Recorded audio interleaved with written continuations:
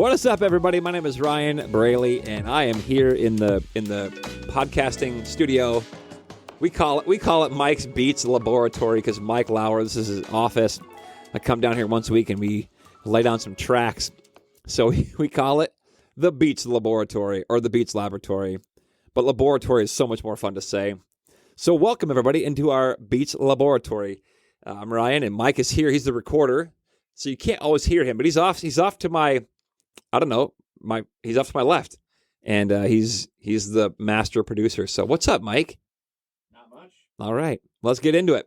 Hey, we are in week number, I think, 3 or 4 of, we're just trying to explore briefly, ever so briefly, why did Jesus die? And there's lots of theories. Hopefully, if you really enjoy this, you can go online and just Google, all these, the variety of different, they call them atonement theories. By the way, there's a great book if you want to get really nuts. It's actually not that in-depth, but it's really a good cursory view of a lot of these.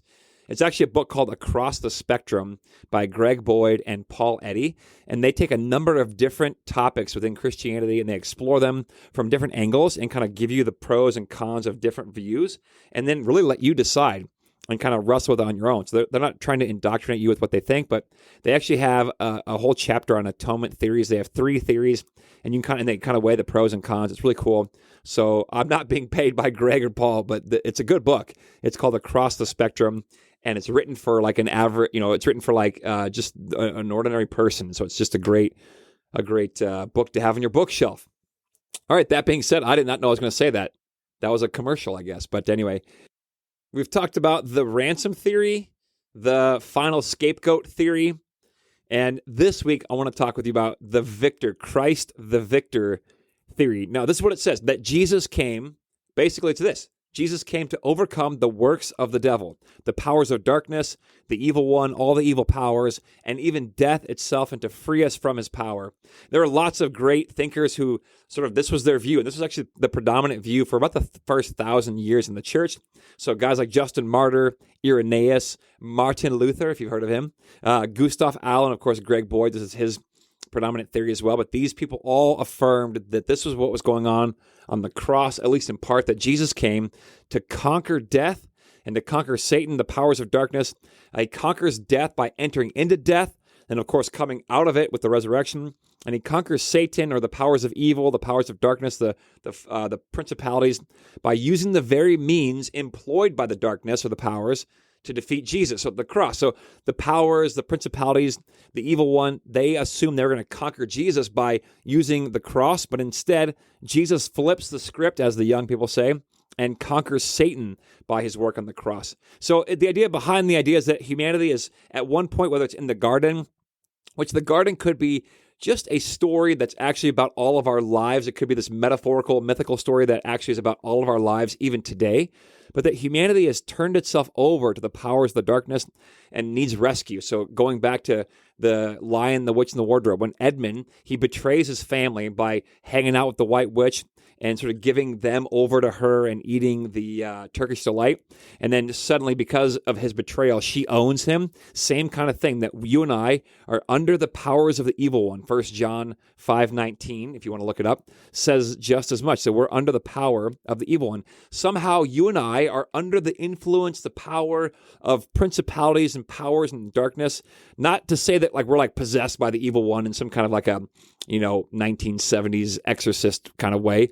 Rather, that we live in this world that's really got all these powers at play and at work that influence us in all kinds of negative ways, and we need to be free from them.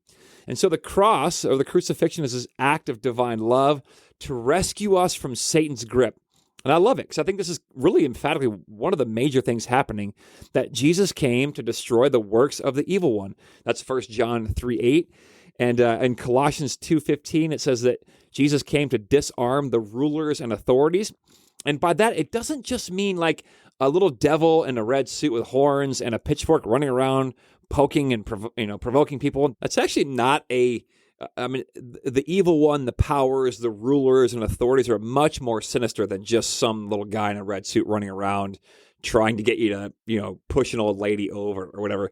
And when Paul writes about these things in Ephesians and other places, it's actually a much larger sort of these powers that are at work in the world, and they're often embodied by people or institutions, but they're this sinister thing, and that Jesus came to set us free and destroy those and liberate us, you and I, from their powers. And so in Hebrews 2:14, he says that he came to destroy the work, or rather, he came to destroy the one who has the power of death.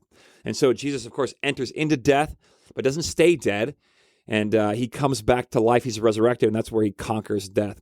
And it's awesome because in his ministry, before he even dies, he does all these things. He sets people free. He exorcises demons. He liberates folks from their oppression, from institutions and rulers and powers and authorities that are oppressing them or binding them up. He heals people's diseases and sicknesses and reestablishes them back into the community, into their family, and then healing their relational fissures or fractures. And he takes back the kingdom he takes back the kingdom. Or takes back the world from under the influence of the kingdom of darkness, and begins to spread this new kingdom, his kingdom of light and hope and salvation. And of course, on the cross, he unequivocally unmasks the powers themselves and robs them of their grip on humanity. Remember, there's that scene, I love it, where the man looks up, the Roman centurion, says, hey, surely this was God's son. Somehow the powers, the evil one was unmasked, their work was exposed, and it was all considered a fraud, and Jesus sort of is revealed as the divine Son of God. And in doing so, he redeems us from these powers, from sin, and of course, from death itself. So anyway, there you go. That's the Christ is Victor, or Christus Victor. It's the Latin, which you might, if you Google it, you can also Google that. But I love this one. It's one of my favorites. I like them all, honestly, but it's a beautiful way. So I hope, as you've heard at least these 3 episodes, you begin to have a broader, maybe more layered or nuanced view of what was going on the cross. And I'd love to hear your thoughts. Give me a holler, shoot me a text, email, a call, or grab me in the hallway. And of course, you're always welcome to come hang out with us at Central as well. So, Mike, that's all I got, man. Hey, grace and peace. Love you guys. Hey, if you enjoy this show, I'd love to have you share it with some friends. And don't forget, you are always welcome to join us in person at Central in Elk River at 8:30, which is our liturgical gathering, or at 10 o'clock, our modern gathering. Or you can check us out online at clcelkriver.org. Peace.